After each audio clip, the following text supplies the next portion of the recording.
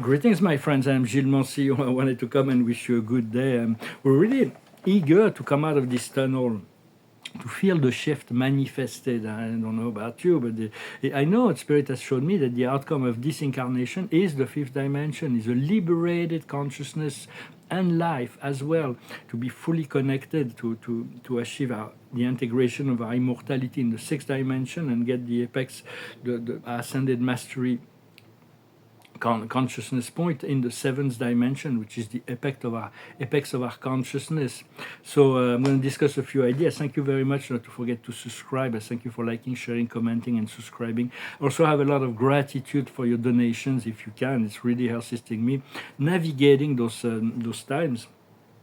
And for it is important, I talked about that in my video yesterday, is how do we deal with people when they cross in our mind. So it's important to the mind is a practice realm. So we can have it's important we can have boundaries. It's important to set up boundaries, but be kind when you establish those boundaries.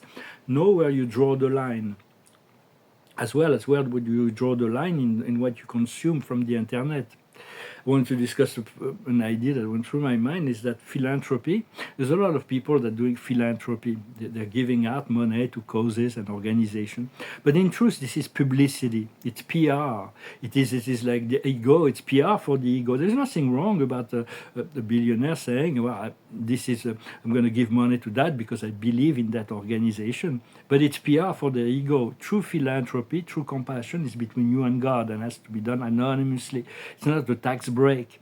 But there is nothing wrong about looking for tax breaks or looking for to support organization publicly. It is good to do PR for your ego, to see if you can to.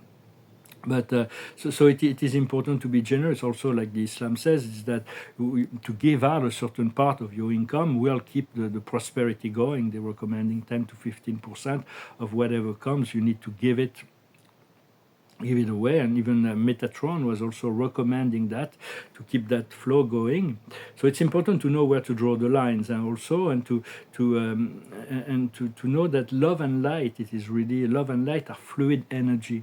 You cannot put it in a box. You cannot entrap it. It's just fluid. So we have to learn to share, to be free from attachment, to be free from jealousy, to be open to love. Love in the fifth dimension is all about trust and sharing. Yet there is lines where we feel comfortable or uncomfortable in relationships. That's normal. We have to define our own rules and to see that it works for our partners as well. But love and light is very difficult to qualify or to quantify. I'm not even sure scientists can qualify or quantify love. But then if you've been in love, you know it is a powerful force. It cannot be denied as real. It is more real than anything else, although sometimes we have a bubble and it's like this. It becomes a bit overwhelming, and when the bubble bursts, we see all kinds of things that we didn't see before in the other person. So just try to see, if you go into a relationship, try to accept the other person, the flaws of the other person as part of to accept that right from the start, rather than to mask your face because with everything it's better to see and to know, so we can address it consciously and grow from that, than try not to avoid watching, to see the elephant in the room. So for love is always in relationship to others, or to an object or something. It's never independent. It's like, but even with source, or with self-love, with source, with something, with someone, it's always in the interactive connection. So continue to cultivate harmonious relationships, seek out harmonious relationships, for understand all is orchestrated and assisted, all the consciousness. We all have a personal life, but it's all collectively organized to assist the collective move towards a higher consciousness in the fifth dimension, the liberation of humanity. It will take a while before the humanity will be ready to become a full galactic society, but we do not need to wait for them to connect, to start connecting to higher planes and have interdimensional communications. All the wise messages and all the beings that came to bring enlightenment or spirituality into the world in the past, all the masters, they were all seeking the inner light. They will all tell you to look for the inner light. They will always talk about unconditional love, unconditional forgiveness. For the Christ was very much about unconditional love, unconditional forgiveness. When you see the Vatican and the Catholic religion, those people are always about judgment. They invented it's completely, they're very much about judgment. It's like, and they tell you to be poor, but they live in opulence and luxury beyond our wildest dreams. They tell us to be celibate, but they have a lot of them have a sexuality that's very perverse. So it's like they told us that we're sinners, but it's all of that is an illusion from the archons.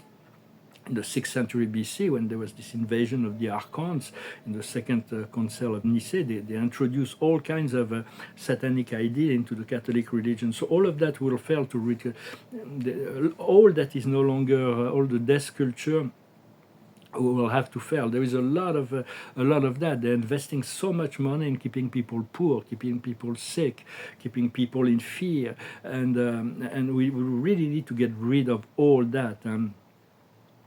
And because it's all mostly the Catholic religion is the one I see there is a lot of judgment about domination and power over. You cannot do anything if you don't ask permission from whoever's like supposed to be closer to God. It's completely because and they will try to tell you that God is not within you. You need them to communicate to God, because if people knew that they could do it, they have God within themselves and just as much as anybody else, is like then we don't need them anymore. So a lot of things is going to, in a new age, there's going to be no need for religion, no need for a little bit to carry out wisdom and sacred teachings, no need for government, a little bit to organize collective resources and how to work in society, but a lot of it is going to be it's going to be a lot of change in relationship to that.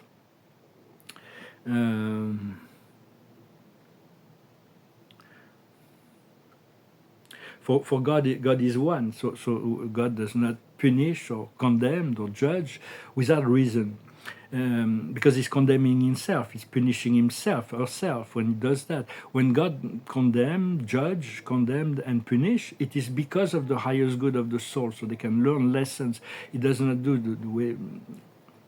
So it's to understand, because God feels everything we feel, and he goes through everything with us. So just although sometimes I feel that having it all and being it all is like he cares more about his own evolution than our own well-being sometimes, because it can feel very cruel to allow all the suffering and darkness to continue to happen on many levels on this planet and probably many others. And so, no more, charge my battery. So there's going to be a lot of the darkness is going to be revealed in the next coming years, and there's going to be military tribunals. And but because some things are so dark, Spirit has shown me things that are so dark. It's much darker than anything we can believe or understand as humans. Those people they're no longer humans. Even those who are humans who are participating in this death agenda, these anti-life groups, they're completely dissociated from the responsibility. It's like killing people is just a thing. It's just they're like insects. We can just step on them. It's completely and a time for compassion and mercy towards the deep state and all the agents of the dark is completely over. Now it's going to be about accountability. But we do need to keep a compassion towards humans who will, when the revelations will come, because they will be really shocked. And so even if they're not fully in the enlightenment process or in the ascension process, they will still be needing assistance. For all that is dark, corrupted, and outdated needs to be destroyed, removed, or transmuted. And so it's important also not to forward the sensational news that you might see on the internet. Take the time to reflect, because they're going to broadcast all kinds of catastrophe and news and things like that. And so do not broadcast it, do not forward it, just take the time to reflect upon it. And it's important to continue to understand that accessing our higher self will give us access to everything else. everything else. From the deep soul level, we access to every soul, every insight, every working of the universe. Even all the secrets of the universe will self-reveal. So it is important to commit to our divine self, and let our higher self plan for our future, to stay in the heart alignment. Sometimes it's not easy, because personally I'm a little bit impatient, I have to admit. But we seek to become what we already are, the love and light of God, that we cannot be anything else. And so it's like, but because we chose to participate in this quest, in this voyage, in this journey into time and space, so that we could know, we could feel, we could experience what it is to even know what it is to feel separated from God, which is a complete illusion. No one, some people have went, some of the dark civilization and beings, they've went even much farther than us. Because an atheist is different. Is somebody that believes that God does not exist. But if God chooses to wake them up, when God wants to reveal Himself, itself, it does. So, but keep turning to your inner light, the light of your ascension, your point of freedom, and to let go of all the sensational things of the outside world, and send good thoughts into situations of the world that need light as well. When your consciousness is because there is a lot of anti-life groups that are still there, but will be removed. There is this paradise potential timeline that is constantly being broadcasted in my consciousness. Spirit is always showing me that, but that I'm questioning. Sometimes I'm wondering about alternative timeline, because there is no manifestation. I'm kind of tired of waiting. It's like, what am I doing here? But then I have no choice, because I cannot. It would be this. It would be disloyal to my higher self to let go of all that, to embrace something else, because I'm impatient. So, but right now I have to accept that, to live an ascetic life, to be happy with nothing, to spend, because in past life I've had life when I dedicated myself to introspection, meditation, and service to others, like a more monastic life. But not in this lifetime. It's not really what I'm doing. I'm here to have a different role in society, so it doesn't feel completely right. But I have the experience, and I can do fairly well with nothing at all. Well, it's not that I have nothing. I can paint a little bit, not in best condition or no best materials, but and I have the internet, so it's not. I'm not completely monastic here, but it's still very difficult to be waiting, and to. And whenever I let go, and I let go of my point of freedom, Spirit is coming, bring it back to me in my consciousness. As soon as I embrace it, I see there is nothing happening. So it's like it's a bit of a paradox. I have to face those paradoxes, but. So, because if and when that happens, my point of freedom, those things that Spirit has been announcing me for a long time, I will actually be surprised. I may even be shocked, but I'll be happy, I'm sure. So it's not about losing faith, but sometimes I lose hope in my ability to manifest things. And yet there is no. I know it is coming, so I'm going to try to hang in there and not to give up, and to move into to retreat into the ethers, let go of my physicality, to return home. For it is, as eternal beings, we have this power. We choose to be here in this physical form, and if we cut out the silver cord, we're gone. We return home. But I do feel that there is still more to experience in this reality. Well, thank you very much for your support, my friends. I wish you a wonderful day. I wanted to come and say hello before this grand portal of the 8-8, as well as this very powerful full moon on the 9th. The card of the day is a new life. So see, the messages keeps coming about this new life. It's like sometimes I feel very like, what am I doing? It's like why am I here? It's like, of course, it's like the all those things, but it helps us develop patience, it develops courage, perseverance, and I have to trust that God knows what He's doing and will free us when it is the right time for us to experience that freedom. For there are many people on this earth who are already free. They were born into abundance and have all the support system of the world, and they have this amazing life.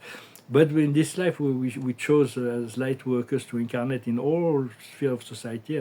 I chose kind of in the middle, but that gave me an opportunity to have a better understanding of the human condition. The higher wisdom is the never-ending story, to let go of all the dramas and duality.